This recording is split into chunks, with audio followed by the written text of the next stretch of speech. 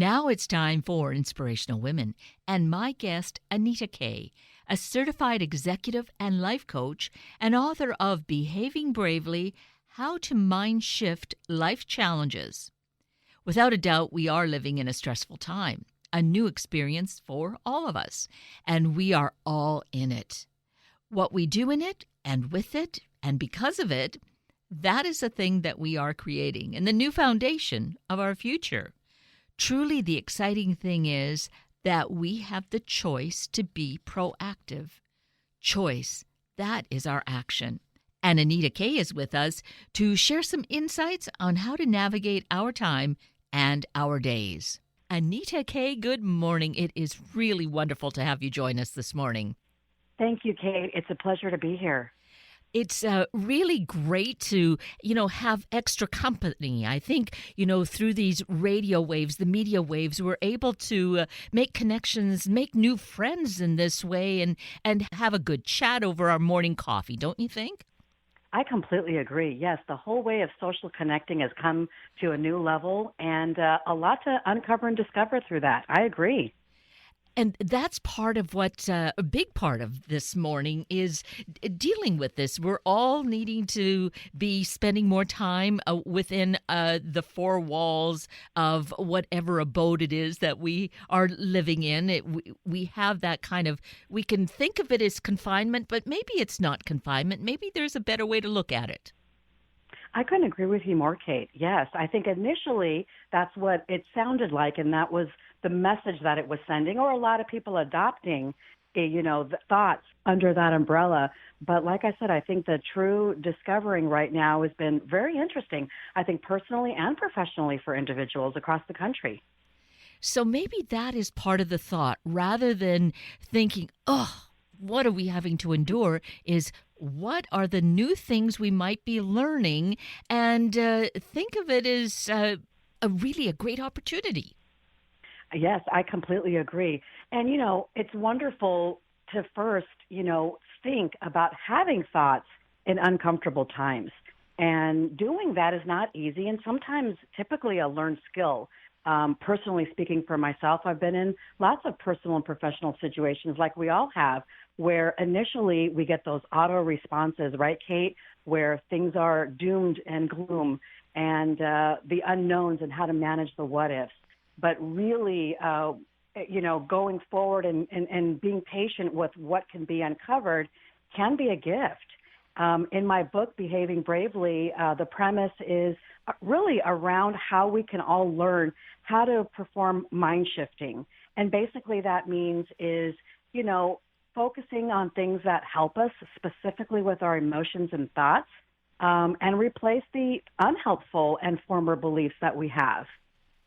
So we're having that opportunity to become more self-aware. Absolutely. We sure are. And it's imperative to do that because we need to manage our fear. And that can be very taxing and it can be very crippling. So when the fear is instilled, it's difficult to move forward. So once we understand how to commit to some type of self-awareness to manage fear, stress, anxiety, worry, all the things that are on our mind today, we can better manage our emotional intelligence. So the thing we really probably need to be aware of is that a lot of this is learned behavior and then practiced over time to have this kind of a fear mindset. I completely agree, yes, because our thoughts can hold us hostage. It can keep us stuck here in these stressful experiences. When we move outside of our comfort zone, in which we are doing today, that fear is reinforced, and it strengthens our belief that it's going to continue to be dangerous, risky, or worse, right? Many of us are feeling trapped with no way out. So this makes it hard to move past a fear, especially if you come to the conclusion you did not accomplish what you set out to do, or there's uncontrolled circumstances right before us. But it's imperative to taking some type of action. And that must start with our emotional mindset towards new solutions, so we can contribute to certain experiences. And in my book, I have a 5-step personal development system called BRAVE. And when I think about being brave, right, I really think about moving forward, having the lion spirit to really edge into unknown charter and territory, which is what a lot of us are doing today. And there's a term that I coined in my book, which starts with our thoughts, and it's called a benevolence. And a benevolence is basically a self-belief. It's a benevolent self-belief. And it's on the definition of if we're going to maximize our potential or our how we move forward, even in the moment or through the crises, we must begin by believing we can. And in my book, Behaving Bravely, with each client case study, I begin with a belief that's holding my client back and then transform it into a belief that they can use to progress. For example, I was just talking to a client recently, and she said, in this dire situation, I can't see a way forward in my job or my career. So that was her current belief. So when we had a discussion and really uncovered how that was not self-serving, and it's not going to put her on her best foot forward to, look for a new position for herself based on her great talents, we came up with a benevolence. Instead, she started saying, I choose to believe in my future clearly, and I'm ready to start a heroic journey to achieve my next step toward my goals. So it's really rewriting self-beliefs through mind shifting on how you can maintain what I call lion-like courage, Kate, and that's accepting and acknowledging our stress, our emotions, taking that pause and making a conscious choice to select a new belief that puts you in more relief. And the turn of the thoughts, once we practice this, can really help us in fight or flight situations like now and help us make decisions with hopefully, shifting forward. And so it's really important when we are going through a crisis moment to really, what is that? It's different for all of us, really naming it, claiming it, keeping it in the present, and then exercising how to rewrite what you're thinking with something that's more self-serving. A lot of results there. And what's really important and equally exciting is that we often are in need of a coach. We might not be able or aware enough to do this for ourselves. So that's where you come in. This is where this great book, Behaving Bravely, comes in, because it gives us the exercises and the guidance and the coaching and all that we are needing, the tools we need to be able to accomplish this. I agree with you, Kate. And I myself, through the last 20 years of my life, also partnered with a life coach, a health coach, right? Because it's wonderful to know that we aren't alone and how we can discover what we're really maybe afraid of or how to put that first step forward, making a commitment to being self-aware and taking that personal inventory, chasing the facts on the fears. And yes, talking to professionals are definitely effective things. And as a life coach, this is a common theme my clients come to me with. And discovering, what the sources are always a good place to begin, from where their current state of mind is to understanding the issues that affect their current situations, because that ultimately affects all of our status of our emotional state, like anger and sadness and fear and definitely frustration. And what's beautiful in Behaving Bravely with these ideas and concepts is how you share stories, including your own story, which I think gives just really that it underscores how we can relate and how you relate because you've had these experiences. Oh, thank you, Kate, very much. Yes, the book is a self-help book, but it also uncovers my personal story and the personal transitions of my clients, who I think were definitely more brave than I ever was. And I hope that's what sets myself apart, is that I have walked in, hopefully, shoes or similar shoes to what my clients have faced. Nothing is off the table as far as topics in Behaving Bravely. We talk about communication. We talk about addictions. We talk about divorce, career devastations, loss, and how to start over again. Starting over is healthy, and how we all share our personal stories and how we got to be brave and what that means for us today. And a lot of, including myself, clients have really, we're not alone, and starting over is healthy, and we can redesign and reframe our relationships. We can choose forgiveness. We can live in a lot of deep compassion, which is so wonderful in this time in the world, how we're seeing that, people really modeling that and living authentically within ourselves. And I think that, and I believe the brave paradigm really helps us act through a solution-oriented mindset. So, the whole anchor is really trying to, create new habits of anchoring ourselves to a personal roadmap that can be beneficial. So the first, benevolence, was the first step. And the second is how important it is today to be ready. And that's the second step in BRAVE. It's called readiness. And that really requires us to recognize the need for change and commit to doing so now. Not only when one is ready is any type of transformation possible, no matter how large or small it might be. When we take that personal pulse, that introspection, we come to terms with reflecting on our current attitudes and our dispositions before we can change them. And so the readiness step in BRAVE is lots of preparation for planning, however simple or difficult it may be, forgetting that we have to be perfect, and also uncovering what's our plan B. And then second, acknowledging our feelings and managing that resistance. And I talk a lot about managing resistance through affirmations in the book. So the second step is really, understanding that we need to make a change and then being in that readiness mode. And the third, the third step in BRAVE is alignment. And what I mean by that is I talk a lot about getting an A team, identifying individuals in our network or in our neighborhood or in our community and line them up in the right areas to support you when we need help. As I was mentioning, we don't have to face fears alone. We can reach out to a friend, a neighbor, a work colleague, a priest, a mentor, or a coach. Because right now, I think what we're really seeing, and what I have seen with my former clients, is solitude is okay, but isolation can cripple ourselves not only emotionally, but through our professional productivity as well. And then with that, really aligning our environment that really is here to support us, because that also impacts our health and our well-being. And it's also another key to support.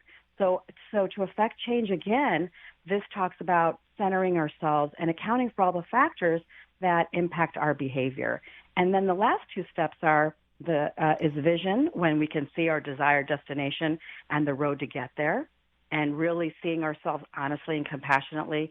And then step 5 is engagement. And really, I'm talking a lot about that with clients and in the media, which is how do we manage the unknowns, the communications about layoffs, our company's restructuring. And no matter what the issue or the unknowns are, every day it's really important to stay engaged and stay in your lane and focus on your day and to progress ahead. So for many, have been affected by health and financial and economic issues, but really going back to the simple game plans to review where you are and looking at your option. And that's, we talk a lot about, let's review our mortgage, rent. Let's see if we have unemployment options. Do we have our ducks in a row for our next career search? Are we feeling burnt out? Identify it. Take that time out and take care of your health by tuning in. Can be some effective strategies. And those fears are very real that we have to acknowledge, yet I think we need to be conscious of not just dwelling in that, is, setting that maybe in this box, setting it there, yes, it's happening, and what might we do going forward, because there's going to be an end to this at some point. Definitely, and a new beginning, right, Kate? Yes, exactly. I think it's really important here where we can, part of, emotional self-management is understanding more of our mind. In psychology terms, there's something called a fixed mindset versus a growth mindset. When we have a fixed mindset, we believe maybe our intelligence, our talent, and outcomes, they're all fixed traits. They're set for good and so forth. And then there are others that have a growth mindset. So when we move like we are now into uncharted territory, we can the benefits of how to stay open is only the time that we can continue to be developed and shift potential outcomes. So I think that's really key, is understanding if we have a fixed mindset, how we can maybe move towards more of an open mind and a growth mindset. So I think sometimes it's, before taking any position on something or a step in a direction of making a change that's affecting us, really taking that time out and understanding, wow, are my thoughts holding me hostage? Am I open about this? Am I pessimistic about this? Or is there hope and optimism for me? And so it's not easy to do. It really isn't. But it really is key introspection to do, especially right now. And so what we're about this morning is building that awareness. So maybe we're all at different places on this path, so maybe this is the first awakening, but maybe it's a little ways down, and realizing that there are practices, things that we can do, exercises, and devote some time every day and maybe expand it, so in that way we can really change a fixed mindset. I agree, Kate. And what that benefit or the benefit of that is by changing our response to things or learning how, we really have the personal power to shift the outcome. And I talk, with a lot of clients and a lot of individuals today. And I think what's keeping people going, or one of the things, is what is our why and what is our personal purpose for keeping us going? When we are reacting to the outer layers of what's happening, and we're constantly hearing very difficult language every day, chaos, crippling, not feeling contentment, confusion, the things that keep us going, we've got to revisit there. And there's a lot. And managing those what ifs. If our business fails, can I bring a new idea to fruition? What's my plan B? And that helps us commit to staying in our lane. And I think there are keys to changing our daily routine. And we're all looking for those tips every day, because routine gives us a sense of self. And three things that come to mind that I really focus on and love to share is, one, our own wellness routine. So during the time of social distancing, yes, physically we should keep a distance, but socially we don't have to. It really is about deploying creative ways to stay connected professionally and personally with our loved ones. And now with the age of AI and technology, with Zoom and GoToMeeting and Skype and phone and social media, that has been, those are some wonderful tools that we can leverage. And I know that we are leveraging them. And the second thing is, like we were talking about, how to uncover new opportunities. If we can think of being creative past, I'm not an artist, I don't sew, but engaging in small projects or hobbies where we can continue to build new skills. So building even in chaos is key, and can be that escape that we need, and cultivate a new dimension of ourselves. And then I think third is doing something that you feel is very important and makes you feel effective. That again is, what's my why? It's volunteering. It's helping in area A, and then, receiving in area B or C.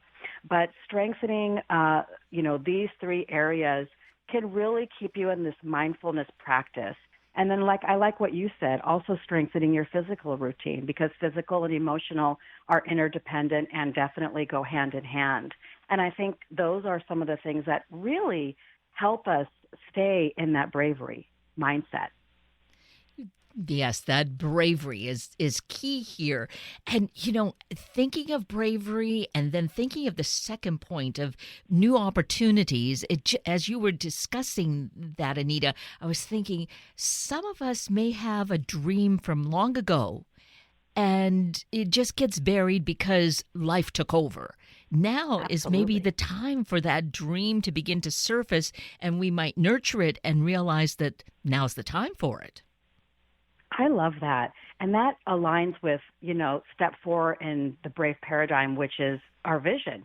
And and it's really interesting. People say, well, Anita, I don't get visions. How do I cultivate a vision?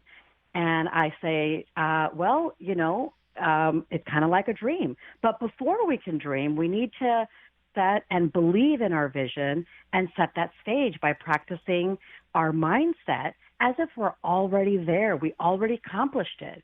And I feel that, the adult daydreaming and pretend play are beneficial for us adults. Remember the times when we really believed as young girls, some of us, I know I'm included, I was a princess and I could rule the world. So the benefits of the visions that we set and that we see for ourselves help us move into these superhero readiness mindsets and habitual patterns. And then we can be a little more brave and help with our courage to make the moves to slowly, peel off the current layer to reveal who we really are and who we really want to be. So it really is exploring our passions, our talents, while managing our fears, modeling others that we admire and learning the ropes, and setting goals based on our new benevolence. Exactly. And here we do have these tools because I think that's important to realize that we've been kind of following the same path, perhaps just on a rote mode. And now we have this time to just really take a time out and Yes. think about what it is, dream about it. I think dreaming is an excellent word for it. I do too. And, I think it's also very important that we believe in our success because our attitudes and our behaviors should align with that and follow. And when things get better or we believe that things will get better, then the more likely outcome is that it will. And you'll have all the experience and adventures and fulfill your dreams along the way. Versus if we believe things won't work out, then that could be the probable outcome. So rewriting our current beliefs is very, very important. And that is really a fact. We do have control. It may take a time to get to that point of really capturing hold of our thoughts, but it's a very basic fact of life that we do have that control. And to add to that, I agree with you, and it's because we have the power of making the choice. Yes. And that's when we can keep our life in alignment. So when everything around us doesn't seem like it's going in the way we planned, the only thing we can really focus on is what we have control over our own selves, maybe our loved ones to a point, our environment, and the decisions that we make through this. So our state of mind is very key. And what situation do we want to be a part of? What is the nature of the arena we want to play in it? And what's our place in that? And making those viable plans and knowing the forces that affect it as well. And then, along the way, through the Brave paradigm, I talk in my book, Behaving Bravely, we take lots of pulses, we manage the progress and don't worry about the future. We plan for the best and we dream and we move in that direction, but we course correct along the way. And that's the status because life is so ever changing and there are lots of things that are not controlled in our basis. But understanding our status is that we're constantly moving in progress is very beneficial. And it helps manage the worry and keep us, again, like I always say, in that lion-like courage. And I think what we see during this time in particular, thinking about, say, paying rent and paying mortgages and that sort of thing, is seeing solutions come up and ideas of people sharing of, what can we do to help each other? So rather than having stayed in that fear of, oh, I won't be able to do it, realizing that, just even days later, all these ideas of how to deal with that are surfacing. So to trust that, if we just keep moving positively forward and engaging, we're going to come up with good solutions. Definitely. And it's really interesting because the things that we're tied to, companies, service organizations, are also making adjustments along with us. So nothing's going to stay the same. And there's a lot of sensitivity and a lot of support around the partners that we rely on and institutions to help us get through this. So staying in optimism is the greatest motivator. It continues to strengthen our bravery. But sometimes, yes, we have to stare down at our fears, especially if it's holding us back, and face it with steering for solutions to help us push through. Anxiety is based on an imagined future of what we design it to be. So when we focus, sometimes we just need to focus on that present moment. That can be the powerful antidote. That helps with uncertainty, especially about the future. But, embracing these unknowns can open our reality and change us for the better when we allow that greater self-awareness and we stay in that practice. And certainly looking at a new idea, reading a book, behaving bravely, and working through the exercises. We should mention also your website, Anita. Oh, thank you very much. Anyone can connect with me on social media at AnitaKSolutions.com. And so engaging in that way, it helps us to be able to take those concrete steps and find a way to change bit by bit. It's not an instantaneous thing. Sometimes, we're just thrown into something and it is. But at this time, I think we have that time that we can really be taking it to use it beneficially, to find our benevolence, right? Thank you. Yes. I hope that the readers will find Behaving Bravely helpful. And there are stories and contemplation exercises and techniques that can help one heal, uncover our fears, and shift the way we think. I hope that it helps individuals enhance their self-esteem through acting on our beliefs, our values, and accepting that risk. And overall, I believe it helps focus on what's most meaningful, minimize that negative self-talk, and redesign our personal selves would be, a gift I would love to hear about. You'd love to hear about, so you want us to engage with you. I would love that. Thank you. I welcome that very much. And that's a way... Because I believe we're all in this together. Exactly. And we can help each other keep, in tandem. We encourage each other to keep moving forward. Absolutely. It's the only way, and we can't do it alone. We are in a way which is so beautiful in a healthy way. If we can be interdependent on compassion and forgiveness and, living authentically and self-actualization, we can really stay in that solution-oriented mindset.